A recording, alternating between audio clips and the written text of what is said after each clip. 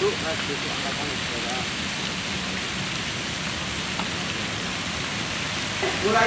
Mulai malam kemarin tak tempur terus sampai tadi, tak tempur semua. Berapa nomor sini, tempur nomor sini. Kemarin 5 nomor saya punya totalnya berapa ya? 7.500. Wong kita sebenarnya kan masalah agama itu pembelaan terhadap makhluk Allah, makhluk alam semesta yang manusia, lingkungan dan sebagainya. Ini bukan Tuhan itu tidak membutuhkan ibadah kita. Ketemu Pak Yuskam, Itu ritual-ritual kosong.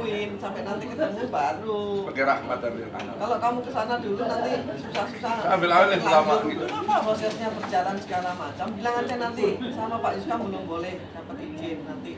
Ya lagi rapat saya disuruh nunggu dulu kabar. Udah bilang gitu aja.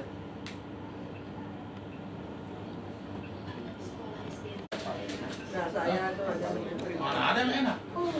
Aku Kan bisa disingkat Sholat itu aku Ya. kayak yoga. Nek Nek sing aku, dekat booking itu setaranya itu dengan yoga, jadi boleh milih. Mau sholat boleh, mau zikir boleh, mau yoga boleh. yang di Al-Quran. Aku sering. Iki tadi Itu baru kok uang balik montak mantuk kelakuannya kayak bis kabeh. Ngarani aku, kalangan ayo.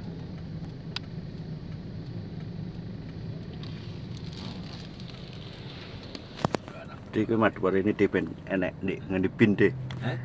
Madukar yang ngenan kan. Wes. Gini. Tidak hanya Iria, yang lain juga sama nasibnya. Jadi nantinya satunya lagi kita beliau ini. Iya. Oh ya sokot lah.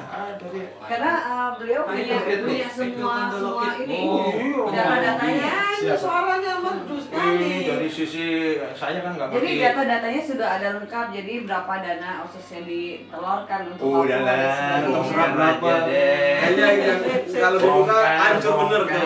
Saru. Bongkar. Iya harus dibongkar bener. Bongkar.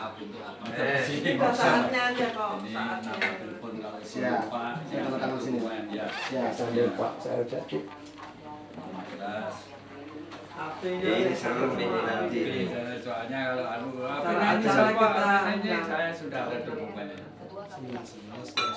Nah, Intan jajannya ini Intan. Iya, moga-moga sekarang ada yang dibukain.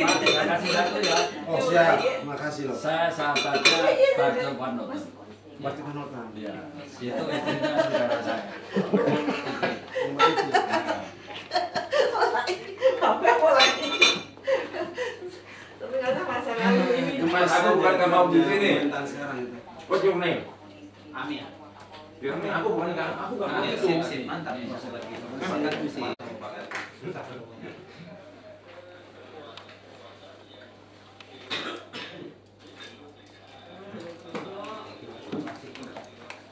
Makanya jadi kan itu orang mau nyecek balik. Enggak, saya ukurannya bukan itu. Ukurannya supaya cepat jadi profesor. Dosen harus. Nanti naik-naik pangkat dong kalau. Profesor gajinya cuma 3 juta tambahannya. Begini, biar tidak kayak apa, tapi dia perannya dianggap. Tololnya kayak apa begitu dibilang jenderal, dianggap. Tapi oh enggak. Itu yang penting. Yang lain tolong. Yang lain. Bukan. Kalau tulisnya ini. Apa benar sama Anda? Nah, saya sih ngomong apa adanya yang saya rasain lihat masyarakat dan sana ya gitu. Saya ngomong nggak mau ngomong terlalu ngomong kan basa-basi. Betul itu. Saya nanti tanggung jawab hitungannya. Saya kasih nanti kalau mau. Tapi timingnya Untuk membiayai seluruh Nusantara dari Papua cukup. Coba bagaimana? Report itu semuanya rugi. Saya udah bicara ini tahun 92. Saya bantai-bantai sama Amin Rais. Saya kasih data. Data bagaimana audit internasional dari waktu itu kan Anderson, Consulting, kan audit dari Freeport McMoran yang induknya. Jadi masih ada datanya. Ya, masih simpan saya. Dia membiayai seluruh. Ini ada ruginya kalau ngomong merdeka sendiri. Karena apa? Pendengar terus kemudian yang tadinya pro, ya Bisa berbalik. kemudian berbalik. Betul. Enggak, saya sih enggak. ngomong dalam konteks NKRI, kesetaraan lah, saling menghargai, hak-hak dasar orang Papua lah dihargai, itu aja sebenarnya itu. Wes ini ada bapak dari UI, udah biar nanti Ya kita suara rakyat Ya, lah. kalau perlu perlindungan tidur di rumah saya saja sekeluarga juga nggak apa-apa. Jadi rumah tentara soalnya rumah tentara jadi aman. Ya intinya supaya tidak basa-basi itu ukurannya kekayaan Papua itu bisa untuk bangun seluruh Nusantara, mensejahterakan seluruh rakyat Nusantara, Saya bukan dari cuma Papua toh. Sorong Selatan, itu kan kampung saya. Bupatinya cerita, sekarang kan kita gambar-gambarkan gas alam tangguh. Nah di daerah Sorong Selatan itu cadangannya lebih dahsyat daripada tangguh. Nah itu total oil yang masuk, total dari Prancis yang masuk lagi. Itu kekayaan itu, apa gas alam itu lebih dahsyat lagi tuh. Itu bloknya tuh gede sekali tuh. Mereka udah mulai. Betul. Jadi benar-benar lagu Frank itu benar itu yang saya menyanyikan itu. Kelompok KPN kemudian melarikan diri setelah membakar markas mereka, namun seorang di antaranya ditangkap anggota TNI. Tolol. Setelah 4 korban, Agustus 2011, kelompok KPN Wakabuni kembali beraksi dengan menyebabkan Gitu aja dibalik-balik aja. Dengan rakyat dibohongi dengan hati. Itulah benar. Dengan yang terukur. Walaupun kita ngerti maksudnya itu dengan Berani nggak maksudnya gini, kalau perlu saya lombakan ini permintaan rakyat Papua, kita catat semua, seluruh dunia mana yang mau memanajemenin Papua ini? Presiden-presiden seluruh dunia kita lombakan. Oh pasti Itu mau baik. berlomba Loh, pasti mereka. makanya berlomba gitu, akan datang ke kami berlomba, kita uji mana yang terbaik untuk sejahterakan rakyat Papua. Kelebihannya kami bagikan pada rakyat Nusantara lo. Ngomong doang. Itu Pak. Gila itu. yang namanya kebijakan negara itu harus terukur. Dulu. Jadi jangan pakai bahasa-bahasa yang tidak bisa diukur dengan hati, dengan Iya. Iya begitu. Saya bilang apa ya? Saya bilang seperti orang-orang. kalau saya emang ngomongnya begini, itu Tilapindo juga nangis. Habis nangis apa tindakannya? Ayo. SBY menangis Semua terus. Cuma tahu kalau SBY nangis. Jangan pakai hati lah. Orang nggak butuh ini ya. Pemirsa Kepala Staf Angkatan Darat, Lejen TNI Pramono Edi Wibowo mengatakan TNI Angkatan Darat berkomitmen terhadap kedaulatan negara kesatuan Republik Indonesia. Menyinggung kondisi di. Loh, ya itu terhadap siapa? Iya bisanya begitu. Depan ya. mengedepankan hukum. Mengapa demikian? Itu yang kita nanti. Jangan kami terpancing. Spesifikasi pesawat tersebut di-upgrade ke blok setara blok 2. Jadi ini keputusan yang sudah disepakati sehingga kemudian akan ada penyesuaian terutama terkait dengan upgrade spek dari blok 25. Menjadi warga negara Malaysia.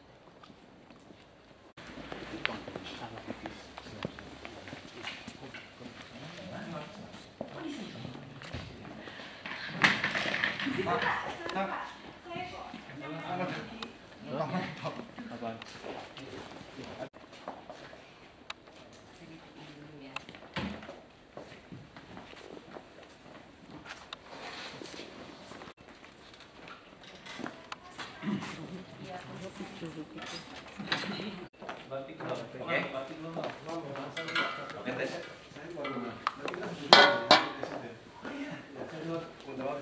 Saya cuma senang jadi pengamat terus gitu. Pak Saurip udah. Tes. Oke Pak Amiruddin. Sudah 1, 2, 3. Testing satu. Tes, oke. Belum. Nomor 3. Tes, oke. Nggak ada. Tes, Indonesia Merdeka. Apa merdeka? 2 segmen ini, Pak. Tiga segmen. Oh, 3 segmen. Masing-masing. Nggak tahu. Tadi dibilang nggak mungkin aja. Tadi berapa menit? 15, 16. Keseluruhan. Iya. Kontennya itu ya? Iya. Di luar Iya. Ini dialog sangat ya paling 1 segmen 8, 7, 8 menit lah. ya supaya bagi Kurang lebih sekitar 2. Cek, tes, oke. Tiga segmen. Sip. Lanjut. Lanjut.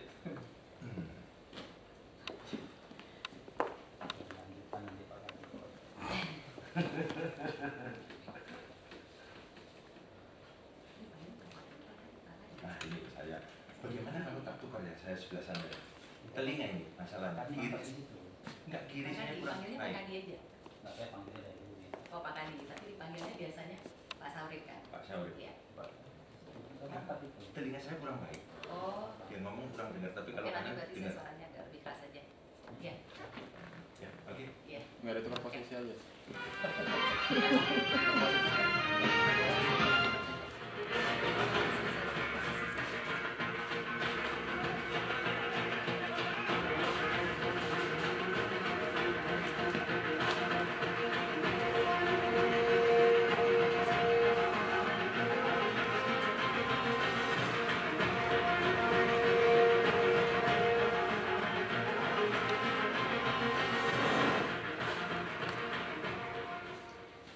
Pemirsa, rentetan kekerasan di bumi Cendrawasih baik yang melibatkan warga ataupun aparat keamanan terus terjadi. Konflik di wilayah Indonesia paling timur itu terjadi dengan berbagai latar belakang dan penyebab. Konflik yang terjadi di tanah Papua sebagian besar terkait dengan konflik antar suku, separatisme, dan kriminalitas. Tetapi di sisi lain, konflik di bumi Cendrawasih juga dipicu oleh pelaksanaan otonomi khusus yang dinilai belum menjawab persoalan ketertinggalan dan minimnya kesejahteraan rakyat Papua. Padahal, pulau paling timur Indonesia ini memiliki potensi sumber daya alam yang sangat melimpah. Sejak tahun 2001 sampai saat ini, tercatat lebih dari 20 konflik terjadi dan memakan korban jiwa, baik dari warga maupun aparat keamanan. Rentetan konflik yang terjadi di Papua dikhawatirkan membangkitkan trauma masa lalu. Tahun 1965 merupakan awal berdirinya negara Papua yang diproklamirkan di Manokwari. Kemerdekaan Papua pertama kali dilakukan oleh Johan Arix, seorang tokoh karismatik dan memiliki wibawa di tanah Papua. Johan Arix dibantu oleh para panglima militernya yang merupakan bekas anggota PVK atau yang lebih dikenal sebagai Batalion Papua, yaitu Mandacan Bersaudara. Pada tahun yang sama, tonggak awal dimulainya gerakan pembebasan dan gerakan kemerdekaan yang dilakukan di Papua Barat. Gerakan ini selanjutnya dinamakan Organisasi Papua Merdeka atau OPM. Namun beberapa tahun kemudian, aktivitas OPM nyaris tidak terdengar. Kalaupun ada, biasanya mereka bermain di negara kecil lainnya di luar Papua. Ketika diselenggarakan penentuan pendapat rakyat atau PEPRA pada tahun 1969, OPM kembali ke hutan untuk melakukan gerakan pembebasan dan kemerdekaan bagi Papua. Mereka biasanya merupakan komunitas kecil yang terus menimbulkan riak di tanah Papua. Namun apakah gerakan Papua Merdeka menjadi sumber konflik selama ini? Belum tentu, karena ketidakadilan yang menganga justru menjadi faktor dominan. Tim Liputan, Metro TV. Pemirsa, dalam sepekan 3, peristiwa kekerasan terjadi di tanah Papua. Kericuhan Kongres Rakyat Papua yang berujung tewasnya 6 jiwa kemudian diikuti tertembaknya 3 warga di Timika serta penembakan terhadap Kapolsek Mulia Timika. Mengapa kekerasan begitu akrab di tanah Papua? Haruskah menyalahkan pada gerakan Papua Merdeka? Atau memang akar persoalannya adalah ketidakadilan yang menganga? Sudah bersama kami, langsung saja saya perkenalkan beberapa narasumber yang sudah hadir bersama kami. Terlebih dahulu saya perkenalkan di sini adalah Aliwi dari Alsan, Amiruddin Arahab yang bergabung. Selamat sore Pak Amiruddin. Selamat sore. Terima kasih telah bergabung bersama kami di Metro hari ini. Kemudian juga Putra Papua Edu, kemudian bersama sore Pak Edu. Terima kasih sudah bergabung bersama kami di Metro hari ini. Dan juga di sini ada mantan asisten dari Polda Makassar, Majen TNI Purnawirawan Saudik Kadi. Selamat sore Pak. Selamat sore. Terima kasih telah bergabung bersama kami di Metro hari ini. Baik, ada 3 peristiwa kekerasan ini terjadi. Kalau hitung-hitungannya ada 8 nyawa melayang di bumi Cendrawasih dalam 2 pekan terakhir. Korban terbaru adalah Kapolsek Mulia Pucat Jaya AKP Dominus Octavianus Awes. Hanya dalam waktu 2 minggu eskalasi kekerasan itu meningkat. Apa sebenarnya pemicunya, Sep? Dari Pak Amir dulu. Ya, pertama saya mengatakan itu kita prihatin, itu berduka ya kepada yang jadi korban. Saya mau mengatakan kalau Anda tanya apa penyebabnya, tidak bisa kita jelaskan dengan seketika. Banyak soal, tumpuk-tumpuk. Karena lain saling mengisi soal itu, sehingga kalau kita mau ringkus secara sederhana, yang terjadi adalah tidak bersambutnya dari Jakarta beberapa aspirasi dari tanah Papua. Apakah itu dalam pengertian sosial politik, juga sosial ekonomi. Nah, itu soalnya. Kalau kita mau sederhanakan. Kesimpulannya seperti itu. Gitu. Tapi apakah bisa diuraikan begitu akar permasalahannya? Mengapa kemudian kekerasanlah yang kemudian menjadi jalan keluar? Sepertinya seperti itu. Kalau dikata apakah bisa diurai, tentu saja bisa. Tapi untuk mengurai itu, dalam beberapa kesempatan saya sudah katakan membutuhkan kepemimpinan politik dan juga kemauan, baik dari saudara-saudara di Papua maupun juga dari pemerintah di Jakarta. Tanpa itu, ya nggak bisa kita urai. Baik Pak, saya persoalan yang sekarang terjadi di Papua itu bukan persoalan baru. Ini cuma ganti wujud. Saya sendiri mantan anggota DPR RI mewakili Irian. Sejak saya jadi anggota DPR juga itu sudah terjadi. Persoalan yang mendasar adalah, artinya penjelasannya sama persis dengan yang terjadi pada saat dulu dengan yang sekarang ini? Rentetan kekerasan yang sekarang maupun dulu itu cuma output dari sebuah masalah besar. Persoalannya adalah, coba adakah rakyat Papua merasa manfaat keberadaan Republik Indonesia? Ini jangan bicara yang lain. Ketika sumber daya alam begitu melimpah, kemudian diatur oleh Republik Indonesia, ternyata tidak membawa kesejahteraan, tidak membawa keadilan bagi mereka, sampai kapanpun persoalan-persoalan ini tidak akan selesai. Jangan menyalahkan mereka yang di bawah, karena mereka hanya tool, hanya instrumen saja. Yang jadi soal adalah para pemimpin bangsa ini, mindsetnya, cara pandangnya, paradigmanya, pahamnya belum berubah. Ketika dunia hari ini sudah lagi bergerak untuk perubahan, tegasnya dengan bahasa yang agak ekstrim, kita lagi masuk pada perang dunia ketiga. Indonesia nggak akan bisa melepas. Baik. Salah satunya adalah Irian. Ini hanya bagian daripada proses yang sekarang sedang berubah di dunia. Oke, baik Pak Heru, tanggapannya seperti apa? Artinya kemudian kalau melihat proses yang terjadi sejauh ini, maka kemudian persoalannya tidak juga diselesaikan hingga saat ini. Akhirnya kekerasan pun kembali terjadi. Begini, mungkin satu hal yang saya mau tekankan, saya setuju dengan Pak Suhaib tadi, cara pandang mungkin. Karena ini masalah kan masalah lama sekali. Sejak Sopera itu dilaksanakan, menurut sebagian rakyat Papua udah bermasalah.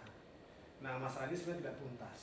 Nah, itu menjadi apa yang menjadi akumulasi. masalah pada saat itu? Ya, ketika one man one vote menjadi perwakilan jadi sekian ini diwakilkan oleh orang untuk PPRA gitu. Nah, ada sebagian yang nggak setuju lah seperti itu. Nah, ini masalahnya kan berkecamuk terus. Ada faksi-faksi dalam OPM itu sendiri yang merasa diri memisahkan diri, ada tokoh-tokoh tertentu yang sampai sekarang tetap menyuarakan hal itu. Nah, cara pandang pemerintah pusat ini yang menurut saya harus dirubah gitu. Karena 40 tahun kurang lebih Papua ada dalam negara kesatuan Republik Indonesia, cara penanganannya tetap sama gitu. Selalu dilakukan dengan cara-cara yang menurut saya kekerasan. Jadi cara pandang pemerintah pusat terhadap orang Papua itu yang menurut saya harus dirubah. Orang Papua itu masih dipandang seperti separatis, masih dipandang sebagai orang yang bodoh, orang yang primitif, yang terbelakang. Akhirnya cara penanganannya nggak dengan cara yang bermartabat. Menurut saya begini, ini cara-cara lama ini ditinggalkan lah. Sekarang ini ajaklah orang-orang Papua itu duduk sebagai sesama anak bangsa. Jangan dipandang sebagai separatis, jangan dipandang sebagai orang yang penjahat. Enggak, kita di wilayah NKRI duduklah sama-sama sebagai sama anak bangsa, terus urai masalahnya sama-sama. Itu yang paling penting menurut saya. Jadi rubah cara pandang pemerintah pusat terhadap orang Papua. Baik, kita berdiri situ dulu, akan kita lanjutkan saat lagi pemirsa tetaplah bersama kami. Papua itu tetap nggak aman. Jadi seperti ada gereja saya yang menetapkan bahwa Papua ini ciptakan zona nggak aman ya terus itu. Jadi ya itu rubah cara pandang itu presiden yang ngomong. Oke, jadi ada persoalan keamanan, ada persoalan ketidakadilan gitu. Artinya kan persoalan ini kan Sosial ekonomi, sosial politik. oke. Harus kita selesaikan itu bersama. Oke, persoalan ketidakadilan, persoalan Kita sosial ekonomi. sosial ekonomi begitu, soal kesejahteraan yang tidak merata begitu. Ada dana otsus begitu yang sudah dikucurkan selama ini, memang tidak ada jejaknya sama sekali di tanah Papua. Itu sudah menjadi masalah, masih ada masalah itu. Ya pemirsa, Anda kembali bergabung bersama kami di Metro hari ini. Kembali kami akan lanjutkan perbincangan ini bahwa kemudian akibat dari rentetan peristiwa kekerasan yang terjadi di tanah Papua, kemudian ada sekitar 170 anggota TNI yang polisi, mohon maaf, yang kemudian di BKO-kan dari Polri untuk bertugas di Papua untuk mengamankan situasi di sana. Apakah ini akan menyelesaikan masalah atau justru malah akan memperkeruh suasana? Makin mengedepankan kekerasan dengan alat kelengkapan negara yang membawa senjata, maka makin ruwet dan makin cepat Papua akan pisah. Tapi persoalan yang dihadapi bangsa, termasuk teman kita yang di Papua, itu bukan hanya persoalan Papua. Lihat saja orang Indramayu, 500 meter dari tempat pengeburan minyak, rakyatnya sampai hari ini juga makan nasi aking. Jadi Bung Edo, ini bukan persoalan Papua saja, ini persoalan besar. Tetapi yang dilupakan oleh elit adalah zaman sekarang ini teknologi telematika.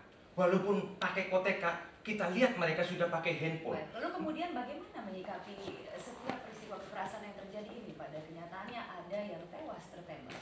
Orang Irian punya kearifan sendiri. Jangan dibiasakan memaksakan cara-cara yang dari pusat. Jangan dibiasakan seolah-olah orang Irian, orang Papua tidak mempunyai solusi untuk menyelesaikan. Ujung-ujungnya tahu enggak, Mbak? Mau membuat estate food. Itu orang Irian tidak butuh yang seperti itu.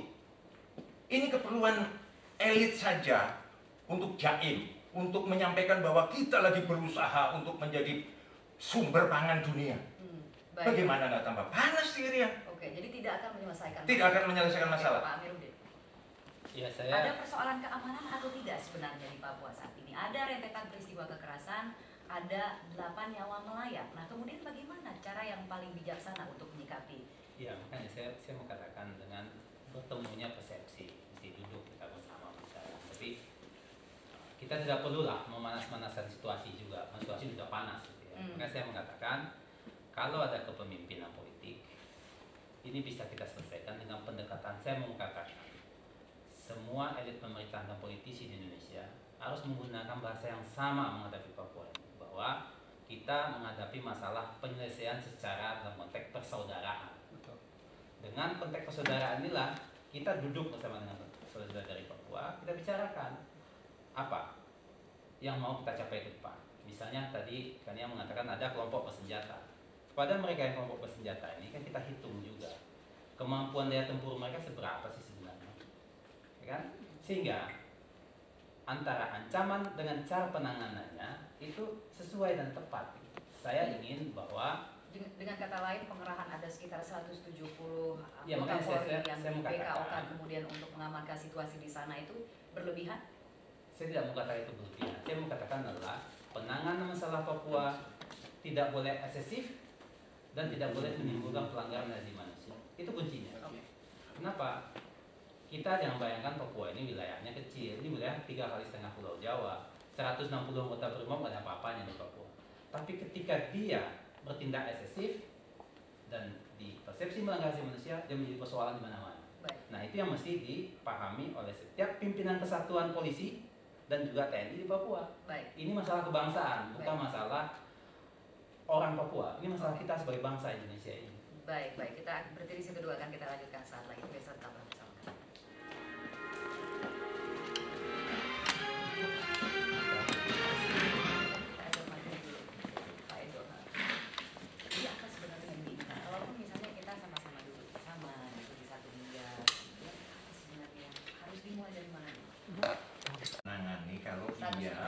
Bertindaknya sebagai polisi. Katanya memang hanya untuk menangkap pelaku, hanya di kawasan tertentu dan untuk menangkap pelaku yang telah menembak. Menangkap pelaku pakainya apa? Senjata lagi? Iya. Makanya terus jadi gimana? Jadi maksudnya penyelesaiannya yang seperti apa begitu ya? Kapan Papua bisa damai?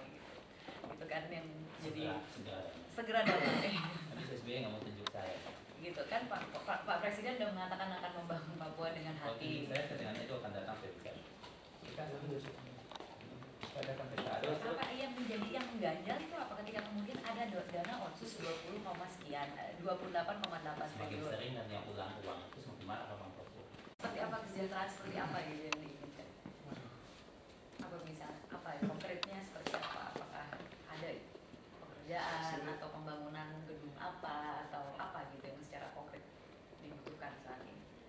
jalan. Ya kita ajak duduk ke orang-orang. Iya. buat Kalau perumahan gitu atau bangun apa gitu secara konkretnya kalau kita bicara mengenai kesejahteraan nggak bisa seperti itu ya. Saya kira yang paling penting kita membangun sumber daya manusia orang Papua dulu gitu. Supaya kita tuh bisa hidup Jadi sejajar. beasiswa gitu diberikan Iya, gitu kasih kepada mereka rakyat Papua. apa ya? Pendidikan yang layak. Bangun sekolah gitu ya. Iya,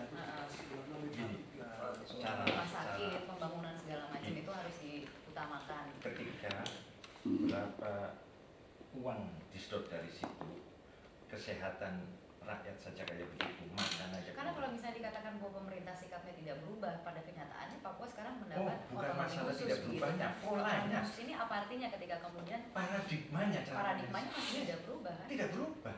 Jadi bukan masalah itu, gitu loh. Kita nggak bicara mengenai dananya dulu deh, ada otonomi khusus gitu ya. yang Itu kemudian malah jadi sumber masalah. itu menjadi masalah. Karena pembagian rezeki. Kalau miskin, Mbak. Otonomi khusus gimana? Itu yang menjadi masalah. Habis dibelajar Terus kalau bukan birokrasi. otonomi khusus, jadi lalu apa? Kita memang mesti duduk bersama-sama begitu ya artinya. Tapi yang penting pokoknya Kita harus duduk. jadi persoalan keamanan ini dipisahkan gitu kan. Persoalan apa ini? Persoalan keamanan ini apakah memang Keamanan satu soal. satu soal. Persoalan kesejahteraan lain lagi. Tapi mereka saling mempengaruhi gitu ya. Coba kita jalan sudah sama-sama. Nah, bisa nggak buat begitu di Papua? Jadi duduk sama-sama. Saya selalu mengistilahkan gini, bikinlah orang Papua itu duduk ya agak sama rendah lah. Kita mau samakan sama rendah itu masih susah. Oke. Berdiri agak sama tinggi lah, itu saja. Orang Papua pasti lebih tenang lah. Itu sebenarnya kuncinya. Oke. Nah yang terjadi sekarang ini seperti apa? Semakin tertinggal orang Papua. Tertinggal oleh siapa? Tertinggal oleh situasi yang terjadi sekarang kan ada waktu sini banyak sekali migrasi saudara-saudara dari luar Papua yang masuk orang Dan Papua mereka yang tidak tidak siap diberikan ini kesempatan yang mereka sama. terus semakin tersisihkan sementara dari pemerintah daerah sendiri nggak ada usaha-usaha untuk bagaimana memperbaiki.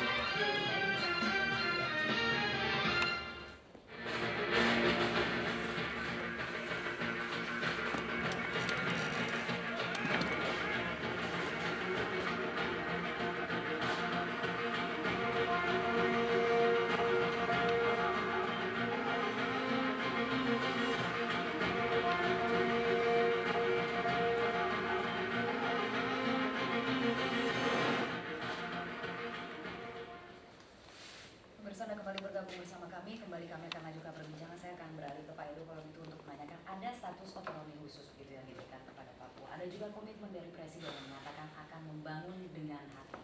Tidak ada jejaknya sama sekali. Ya itulah otonomi khusus bukan membuat orang Papua semakin sejahtera tapi semakin nggak jelas gitu loh. Jadi semakin susah orang Papua. Nggak jelasnya seperti apa? Kita lihat secara kita harus jujur lah. Orang Papua semakin terpinggirkan. Pertama karena secara sumber daya manusia orang Papua itu masih susah untuk belum bisa bersaing dengan saudara kita dari luar Papua. Mereka datang ke sana lebih siap secara mental, secara skill untuk membangun ekonomi. Kalau orang Papua ini semakin terpinggirkan. Nah, ini kan akumulasi yang lama. Sementara dari pemerintah daerah sendiri, mohon maaf, saya punya saudara-saudara yang jadi bupati, jadi gubernur, jadi anggota DPRD di seluruh Papua itu, mereka nggak pernah punya solusi yang jelas bagaimana memberdayakan orang Papua.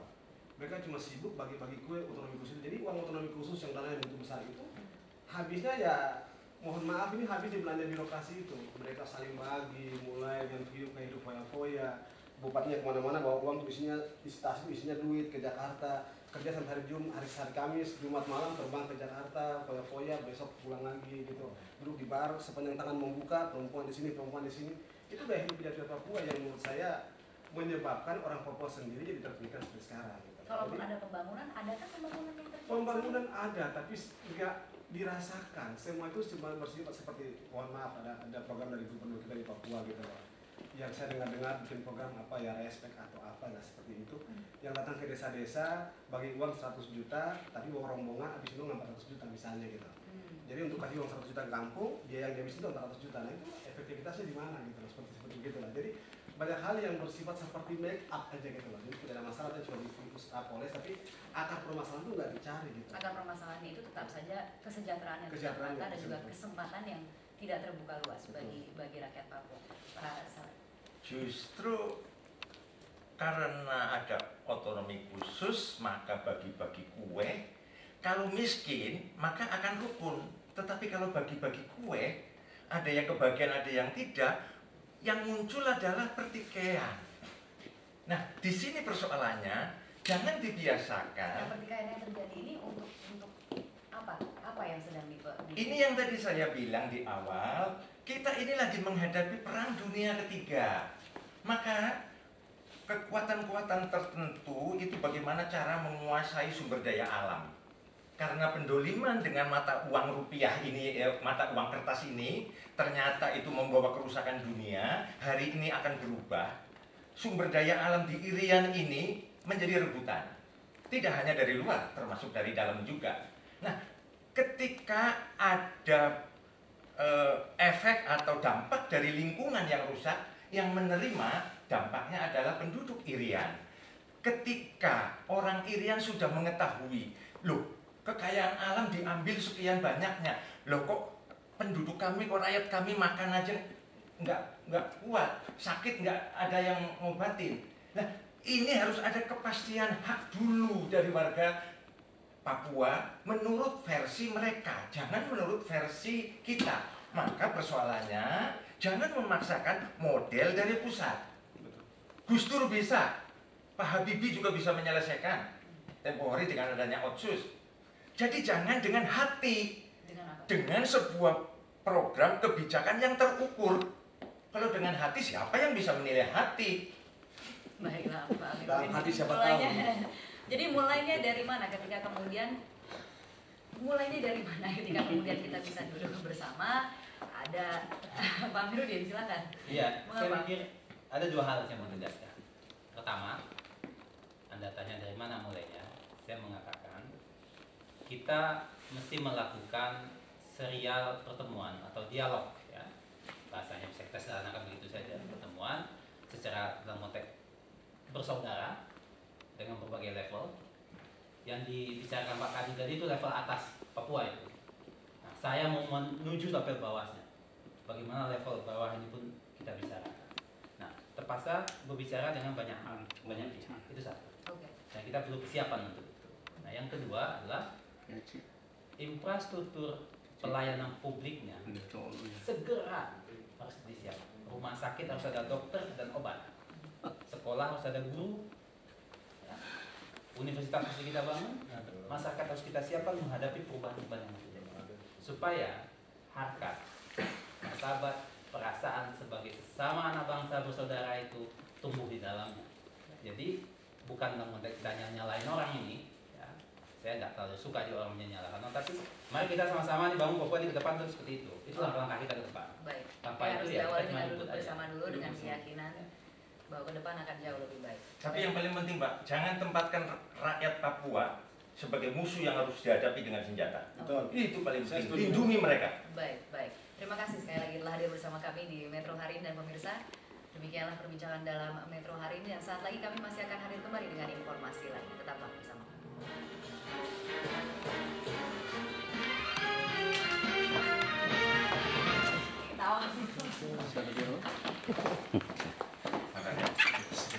Dari bagus tadi berapa? Dia punya teman sekelas. Lu ada laptop untuk nyetel.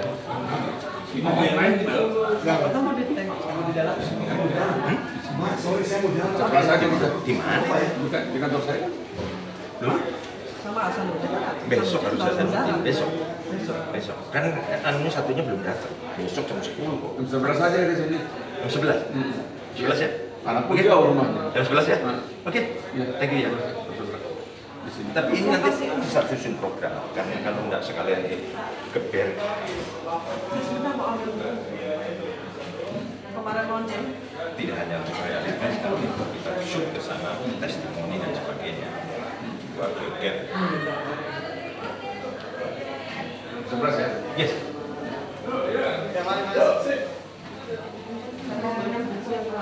Udah dapat saya. Udah dapat? Punya Enggak, yang ini SMS. ini udah dapat saya. Oh, sudah? Oh yang ini? Iya, kemarin launching. Bawa buku 2 lagi, Pak. Sama satu sama buku kecil. Sama buku kecil 1. Kalau saya pamit dulu, mau ke Metro Trans TV ada syuting set, main sinetron. Nyanyi lagi. Orang tanya di sini mau